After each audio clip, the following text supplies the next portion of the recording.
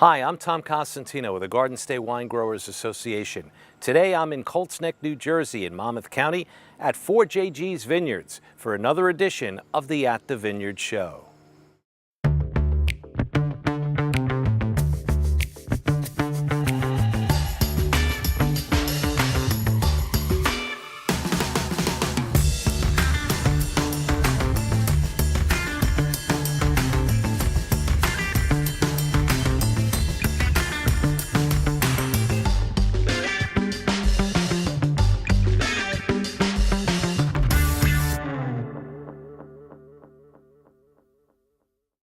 Welcome to another edition of the At the Vineyard Show.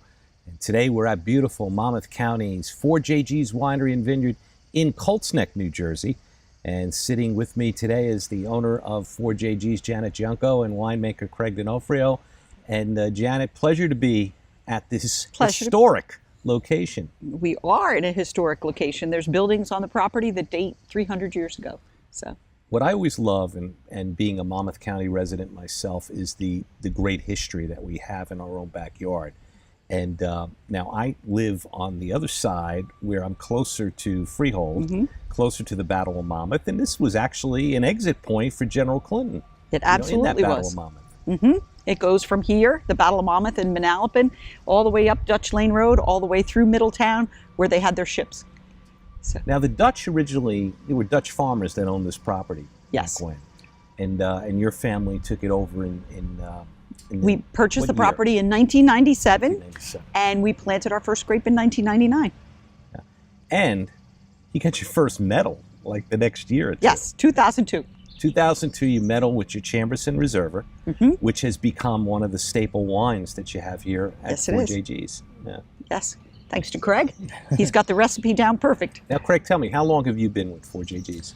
I've been helping them out since 2005, kind of on a part-time basis, and then about 3 years ago, came up to full-time. So. Yeah, what was your background? I always love to hear, just have someone decide to become a winemaker. I have a restaurant background. I'm a sommelier, an advanced sommelier in the Court of Master Sommeliers. So my background really is in wines from all over the world. And then after I got here, I really started to take an interest in the vineyard and the growing of the fruit in conjunction with making of the wine. Now, to your credit, both of you, your wines have done extremely well in major competitions, notably San Francisco. It seems like every year you have entries there and you're coming home with gold, silver medals, especially a couple of years ago with your Chardonnay. Yes, our Chardonnay won 2 years ago. This year, more recently, our Patriot and Cabernet Franc won gold medals, and our Chamberson Reserva won a silver. Normally that wins the gold, but this year the Cabernet Franc took over. How does it make you feel, Craig, as a winemaker, to know that your wines are now being poured, against California wines and other major, wine regions across the country, and you're winning these type medals? Yeah, I mean, it's great. I mean, we'll take all the accolades we can get, and really it's about, if people like the wines, I mean, that's really, makes us happy.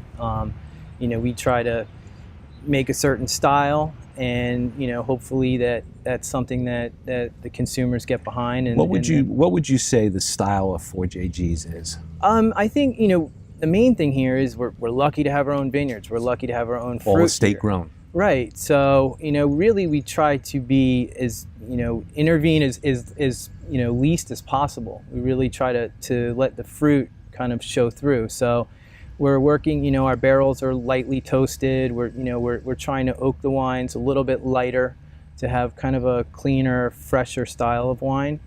But we try to make something for everyone. So we have some off-dry wines, some sweeter wines, and then some traditional dry style wines. So now, Janet, when you started, you went through a lot of experimentation to see what would really grow here. What was that like? Interesting at best. While we weren't one of the first wineries in New Jersey, we were early on, and we had a lot of hybrid grapes and now I think we're kind of backing off that because we know we can grow a good vinifera. We're winning awards with a good vinifera. In fact, Craig and his team just put in 2,500 Pinot Noirs, and we'll let you know in 4 years how that goes. That's going to be a big test. Yeah, it's exciting. So we got, we matched up a couple different clones and a couple different root stocks to, really see what does best where, and we'll take it from there. But it's exciting, and like Janet said, really trying to move more, plant more vinifera, always keep some hybrids because they do so well. But the more space we can give to the vinifera, I think they just overall the better. You're at the tip of the Outer Coastal Plain. You're part of the Outer Coastal Plain. But what's the biggest difference that we have here in Monmouth County to other regions of the Outer Coastal Plain as far as growing conditions? I would say we're not as sandy. We're kind of a mix of sand and more sandy loam and clay. But we are a little further north in temperature. I can guarantee that if you were at any of the other vineyards in Hamilton, they're probably 2 degrees warmer right now, whether it's January or July or whenever. And that's probably going to assist you with the Pinot. We hope so. A little bit cooler, a little bit cooler. Yeah. A little bit closer to the shoreline. So, you've also been a vineyard, because you're state grown, that has helped supply other vineyards in the state. Where they can't make the certain varietals, but you've been able to service them by selling them grapes. We do. We probably produce about 1/3 to 1/2 of our crop per year, depending on how much supply we need here at the store. But the other half does go to other New Jersey wineries that get a little further north, and it becomes a little more challenging, especially during the spring months. Right.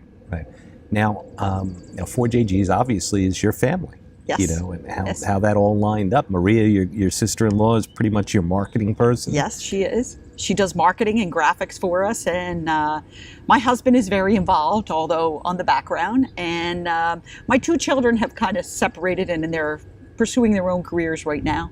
But we'll see how that goes in the future. Maybe they'll be back.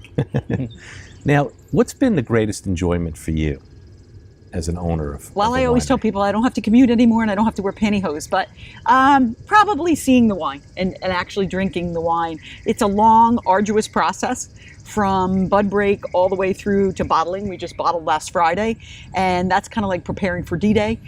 Everything has to be perfectly in place, and so that we can bottle everything we need to bottle at that juncture. And I think that bottling day is probably the culmination, the pinnacle of the year. To me, seeing it happen in other wineries, that's such a challenge. It's almost like you have a master grid of what you need to do, but weather can change things, and all of a sudden you're at the whim of what's going on outside. Yeah, I mean, definitely out in terms of the vineyard part, you're always juggling different things and the timing of different things out there. So, yeah, I mean, the weather has a huge impact on it.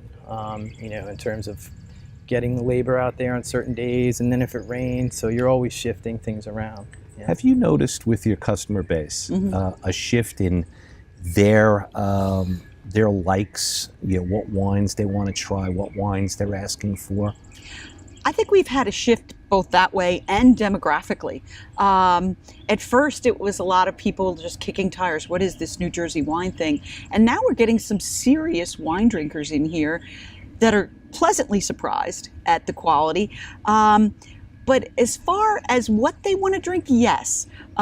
Some of the millennial generation starts out with the sweet, and they're like, oh, we don't drink dry wine, until they taste it. They're like, oh, this is really good. I said, there's a difference between fruity and sweet. Right. So it's an education process, not only for us, but for the consumer. And it's been fun. And I would imagine too, from that standpoint, that's part of the challenge, because, a lot of these individuals are going to become, what you hope to be lifelong patrons of 4JGs. But wine can be very intimidating. You're a sommelier, you know this. I think the more comfort level that these individuals have when they come into a tasting room in New Jersey is the better.